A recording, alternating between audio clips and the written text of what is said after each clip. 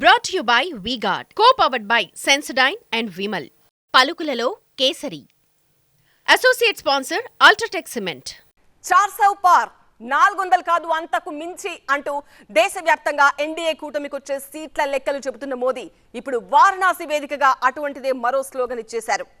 4 లాఖ్ పార్ 4 లక్షలకు మించి మెజారిటీ పక్కా అంటున్నారు. ఆ రేంజ్ లో జరిగింది మరి మోదీ వారి నామినేషన్ దాఖలు ఘట్టం. ఇక్కడ చెప్పుకోవాల్సిన విశేషం మరొకటి ఉంది.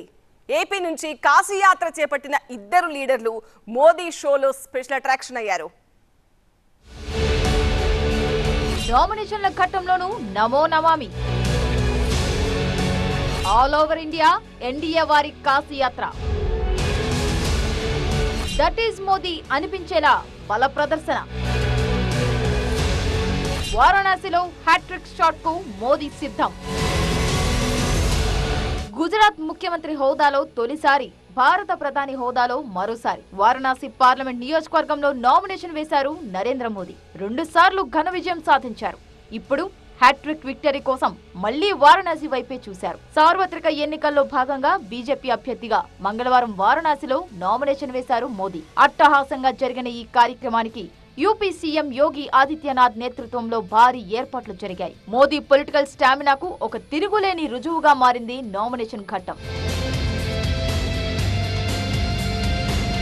హిందువుల అత్యంత పవిత్ర పుణ్యక్షేత్రం ముక్తిధామం వారణాసిలో జరిగిన మెగా పొలిటికల్ ఈవెంట్ ఇది. బీజేపీ అగ్రనేతలు జేపీ నడ్డా, అమిత్ షా, రాజ్నాథ్ సింగ్ తో పాటు ఎన్డీఏ కూటమికి చెందిన 25 మంది కీలక నేతలు, 12 రాష్ట్ర ముఖ్యమంత్రులు నామినేషన్ ఘట్టానికి హాజరయ్యారు. ముందు రోజే ఎన్నికల హడావిడి ముగించుకొని ఏపీ నుంచి చలో కాశీ అంటూ వారణాసి చేరుకున్న టీడీపీ అధినేత చంద్రబాబు, జనసేన అధ్యక్షుడు పవన్ కళ్యాణ్ ఇక్కడ స్పెషల్ అట్రాక్షన్స్. ఏపీలో ఎన్డీఏ కూటమి 10 కాలాల పాటు పచ్చగా ఉంటుందని చెబుతూ వచ్చిన బాబు, పవన్ వారణాసిలో ప్రత్యక్షమై ఆ ఫీల్ ని కంటిన్యూ చేశారు.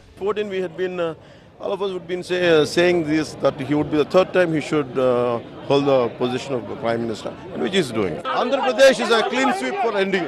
వారణాసిలో నామినేషన్ వేయడానికి ముందు కాలభైరవ ఆలయంలో పూజలు చేశారు ప్రధాని మోదీ. గంగా సప్తమి పర్వదినం కావడంతో గంగా తీరంలోని దశాధ్వమేధ ఘాట్ కు చేరుకొని అక్కడి నుంచి కాలభైరవ ఆలయానికి వెళ్లారు. స్వామివారికి స్వయంగా హారతిచ్చారు.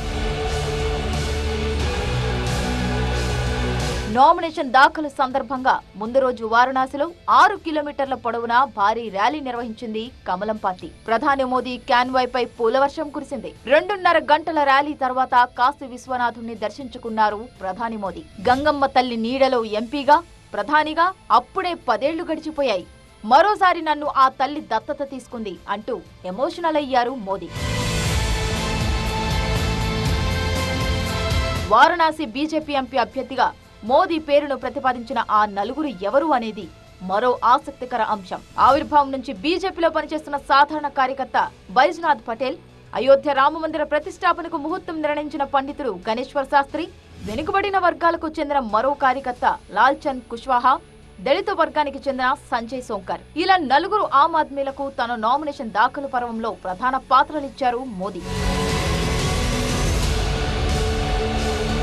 తొలుత 2014, ఆ తర్వాత 2019, మళ్లీ 2024లో ఇలా బ్యాక్ టు బ్యాక్ విక్టరీలతో వారణాసిలో మోదీ హ్యాట్రిక్ కొడతారని బీజేపీ భావిస్తోంది. 2014లో ఆమ్ ఆద్మీ పార్టీ అధినేత అరవింద్ కేజ్రీవాల్ గట్టి పోటీనిచ్చిన 3,70,000 ఓట్ల మెజార్టీతో నెగ్గి ఎంపీగానే కాదు, ప్రధాని కుర్చీని అధిష్ఠించారు నరేంద్ర మోదీ. 2019లో వారణాసి నుంచే పోటీ చేసి 4,70,000 మెజార్టీ సాధించారు. ఇప్పుడు ముచ్చటగా మూడోసారి వారణాసి మీదే కచ్చిపేసిన మోదీకి గతంలో ఓడిన కాంగ్రెస్ అభ్యర్థి అజయ్ రాయ్ పోటీనిస్తున్నారు. కానీ ఇక్కడ మోదీ గెలుపు లాంఛనమే అనేది టాక్ ఆఫ్ వారణాసి. లోక్సభ ఎన్నికల చివరి దశలో అంటే జూన్ 1వ తేదీన వారణాసిలో ఎన్నిక జరగబోతోంది. Brought to you by V-Guard, co-powered by Sensodyne and Vimal. పలుకులలో Kesari. Associate sponsor UltraTech cement.